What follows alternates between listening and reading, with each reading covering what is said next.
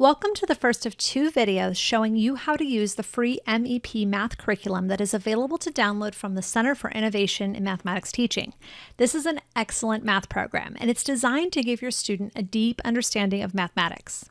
Now, in this first video, I'm going to walk you through the different materials you'll be using, including what you'll need to download, when you'll use various materials, and how to keep it all organized. In the next video, I'll walk you through an example lesson in detail so you can get a feel for how a typical math lesson with your student will flow. The information in this video is also available in more of a checklist format on my website, homeschoolworkplans.com. I also have more free resources, including a supply list and a daily schedule, so you'll always know which lesson you'll be working on any given day. Now, if you're looking for a full homeschooling curriculum, you can pair MEP Math with the core knowledge curriculum. And on my website, I have all the how-to videos, checklists, schedules, and supply lists to put these two together for a full homeschooling curriculum that's free. MEP Math is available online to download for free from the Center for Innovation in Mathematics Teaching. Now, this program was developed in Europe, in the country of Hungary specifically, and then it was tested in a number of European countries. There's also several versions available, including a Spanish version. There are a few advantages to using the MEP Math curriculum. First, it's free to download, and you can choose whether or not you print most of the files. If you do print them, the lesson plans and work pages are all black and white and can be printed double-sided. You can also use this curriculum long-term if you'd like. They have options for preschool all the way through high school, although in this video and the next video, we're going to be focused on their primary math curriculum, which covers elementary school grade levels. This is a high-quality math curriculum. It teaches students using concrete examples before abstract ones and really encourages that deep understanding of mathematical concepts. The lesson plans also encourage discussion and critical thinking. You'll find in the lessons that real-world scenarios are also part of the teaching and that the lessons tend to be fairly short. For a classroom setting, the lessons are limited to 45 minutes, and this curriculum was originally designed for a classroom. But in a homeschool setting where we're teaching, one or two children, not a whole classroom of kids, lessons will typically take 20 to 30 minutes. Since this is a European curriculum, there are a few things to be aware of if you're in the United States. First, MEP Math teaches the metric system of measurement, and for money work, they teach the UK and European currency designations. So instead of dollars and cents, they list pounds, pence, euros, that sort of thing. So you will need to substitute or add instruction in the US measurement system, which is called the imperial system, as well as teach US currency. Now, this isn't as hard as it sounds. There's a website that I use a lot for my own kids called mathaids.com, and they have a number of options for printing free worksheets on a wide variety of math topics. So this is a good option for making your own measurement and money worksheets as needed. The other issue is that MEP Math files are formatted for an A4 paper size. So this is different from the 8.5 by 11 inch paper we typically use in the US. Now, you have two options here. You can either purchase A4 size paper. Amazon has it. It's about the same price per ream as 8.5 by 11 paper, actually. Or you can choose to print the curriculum on 8.5 by 11 paper. And if you do that, you'll just select the fit page size setting in your printer options, and that will print the document on that smaller sheet.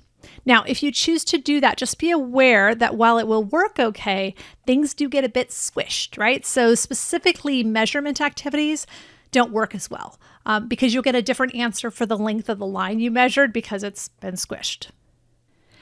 Now, if you do decide to just buy A4 size paper, rest assured Amazon also has A4 size binders and hole punches. And that A4 size is actually a 2-hole punch instead of a 3-hole punch. So once you're done watching both of my videos, here are the next things you'll need to get started with MEP Math. First, you'll need to download the curriculum from the MEP website. Now, in a moment, I'm going to start walking you through the different MEP files you'll be downloading and how to use them. But there's no need to scramble and take notes. If you download the free supporting documents from my website, you'll have such things as a list of MEP files you'll be using, including what needs to be printed or not and how to get everything ready. Also tips for using this program, and I even will provide you with a daily schedule. And then finally, you're going to need some math manipulatives for kindergarten and first grade for sure. And I'd recommend them for second grade too, especially if your student may not have previously worked with manipulatives, as they provide a more concrete understanding of math concepts, and that provides that solid mental base that they can then build on.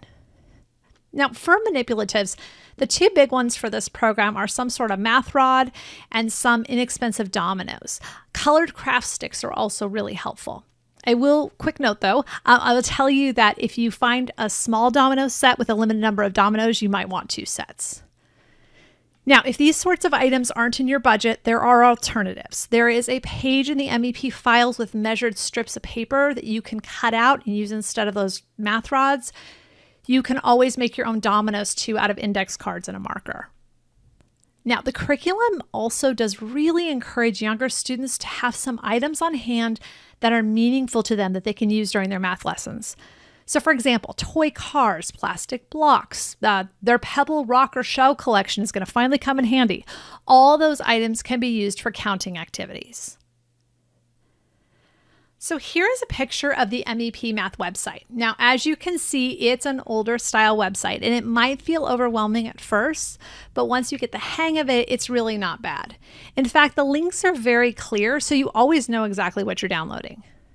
Now, before I walk you through each of the different types of files you'll be downloading, 2 quick things. First, the publisher has broken up documents to make them smaller and faster to download. So for example, instead of downloading all the first grade practice pages as one file, you'll download 6 different files, each with a portion of the pages. Now, depending on your age, this may or may not be terribly confusing. You'll have to trust me on this one. This made way more sense many years ago when we all had extremely slow internet connections.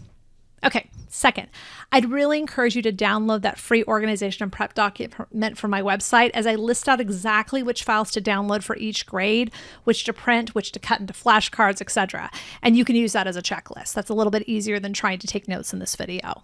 Okay, so let's go ahead and just start at the top of the website and work our way down. First, right up at the top of the website, you'll find the general overview documents, and these apply to all grade levels. Now, these are all for your reference. You don't actually need to print any of these.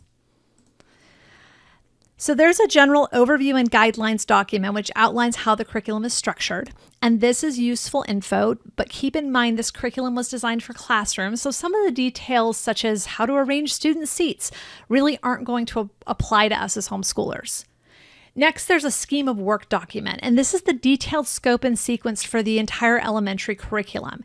It goes into detail which topics will be covered in which years, semesters, and weeks. If you have formal documentation maybe for your state that you need to put together, that document can be really helpful because all the information is right there. And finally, there's a notes on lesson plans document. This one contains some abbreviations, notes on how the lessons refer to the different physical math manipulatives. And again, this is a good one to take a look at, but you don't need to print it. All right, next up, we see that there is a set of 7 files in that top section of the website, and these files are primarily used for kindergarten and first grade curriculums. But even if you aren't using those grades, I promise I'm going to make this quick, but it's good to see this part so you know which files not to track down and print. Okay, first there is the OHP Transparency Collection and the Poster Collection. I put some examples up there at the top.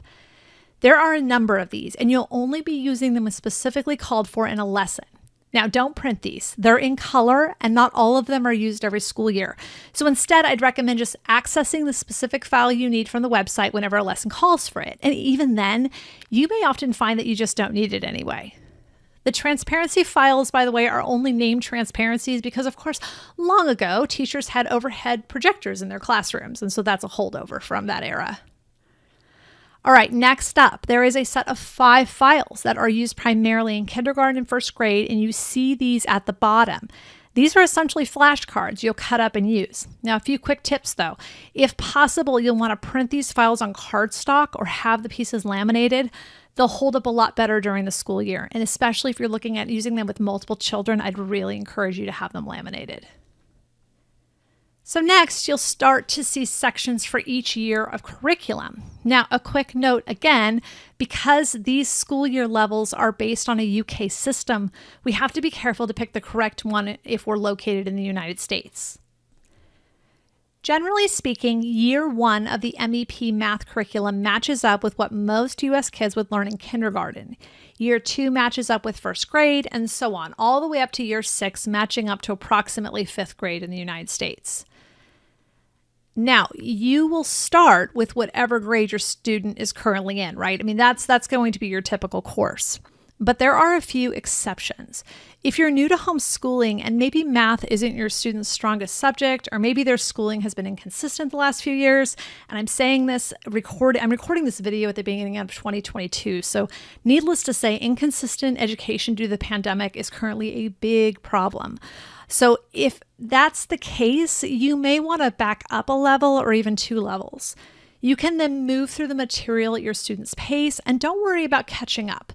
No child's needs are served by forcing them to work on material above their current ability level.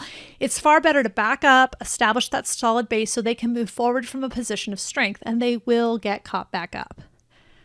Now, if you've already been homeschooling and have been using a less rigorous math curriculum, the same idea is going to apply.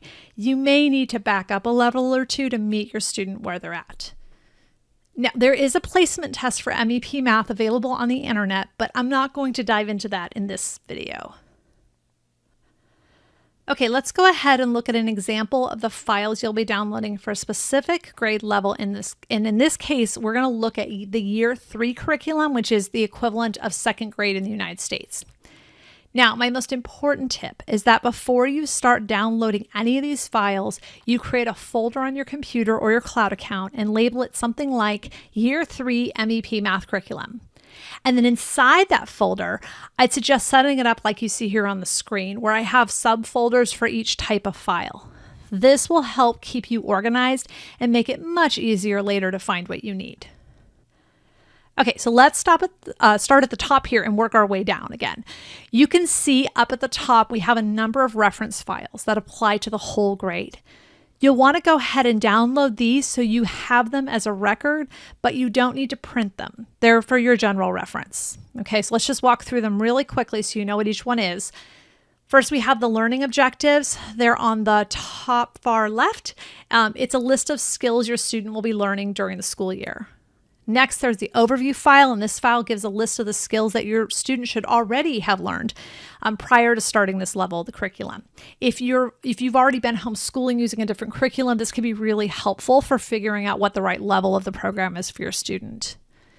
Next, there's a document called Facts to Know and Remember. This contains a list of math facts your student should work on memorizing during the school year. And finally, there on the right-hand side, you'll see exercises and solutions. And as a homeschooler, good news, you can ignore both those files.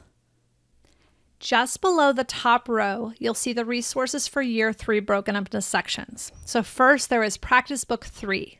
This is the 6 files that make up the workbook pages, and as you can see here, the files are broken up by page number.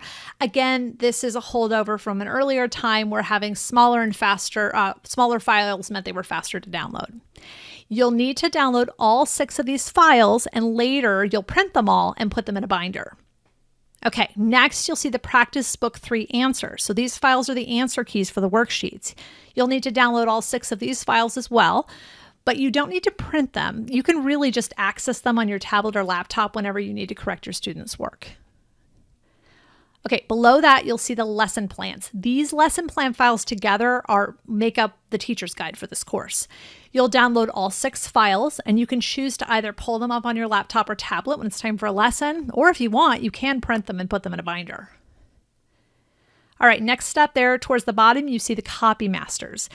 These are the sheets you'll be using to give your student a lesson where you initially explain a concept. Now, you will need to write on these, so I generally just recommend downloading them and printing all 6 files. You can print them double-sided, and then just put them in the binder with the practice pages or your workbook pages. Okay, finally there at the bottom, you see the revision material. Go ahead and download both these files, but you don't need to print them. When an error is found in the curriculum, this is where the publisher has put the correction. So these are just something you might need to look at occasionally. So now that everything is downloaded, next let's walk through what files you'll be printing versus not printing and how I suggest organizing everything. A quick reminder that if you download the organization and prep document from my website, it will list out this information for the specific grade level of math you'll be using. Okay, First, let's look at the practice book pages. You'll need to print these. These are the worksheets your student will use every day. Now, they're black and white, and you can go ahead and print them double-sided to save paper. Now remember, these are formatted for A4 size paper. So ideally, you'd get a ream of A4 size paper off Amazon and get a A4 size binder, an A4 size hole punch. However, if that's not an option for you, you can also just print them on 8.5 by 11 paper by using that fit to paper size setting in the print options. Now, it will squish them down like we talked about earlier, so any of those measurement problems won't work because lines and shapes are going to get squished during printing. Now, I do recommend printing all the worksheets up front and storing them in a binder, but you can also take the pages to your local office supply store and have them spiral bound for typically around $4 or $5. I do that very often with my kids' own materials. Now, while you're printing the practice book pages, you'll also want to print all those copy master pages. These are those also black and white, and they can also be printed double-sided. And you'll go ahead and place those in the same binder as the practice pages. You can just place a divider between them so it's easy to flip back and forth. Next, you can choose to print the lesson plans and the practice book answers, or you can just access these on your laptop or tablet when it's time for a lesson. If you choose to print them, I recommend getting a second binder with dividers to store those pages. Okay, on the right-hand side there, we have a list of items you only need to download and review as needed. These are those reference and revision files. And below that, there's a quick reminder that if you're using the kindergarten or first grade curriculum, you'll also need to download and print those flashcard files. And then the OHP transparency and poster files, you'll just need to keep those ones handy when a lesson calls for them so you could just pull them up on your laptop or tablet and show your student. So that concludes our overview tour of the MEP Math curriculum. In the next video, I'll walk you through an example lesson in detail so you can get a feel for how the lessons are organized, how those practice pages and supplemental materials work, as well as tips for keeping the lessons flowing smoothly. Be sure to download the organization and preparation documents from my website. They're free resources. I've already done a lot of this organization and scheduling work for you. The daily schedule will tell you what to work on each day, and the organization document's going to give you a checklist of what to print and how to organize everything. Basically, all the information in this video is available there in written form. Okay, so that's it for this video. I'll see you in a few minutes in video number 2.